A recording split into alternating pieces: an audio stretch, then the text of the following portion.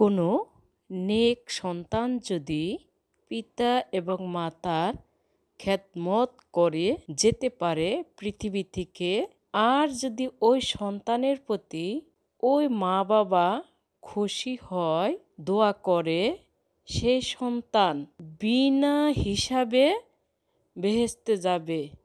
এই কথাগুলো কিন্তু আমি বানিয়ে বানিয়ে বলছি না, এই কথা আল্লাহর বাণী আর আমাদের প্রিয় নবী হজরত মুহাম্মদ সাল্লাল্লাহু আলাইহি সাল্লামের কথা।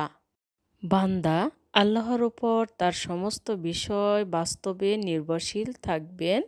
বান্দার হৃদয়ে কোরআনের বাণীসমূহ উপভোগ করবেন।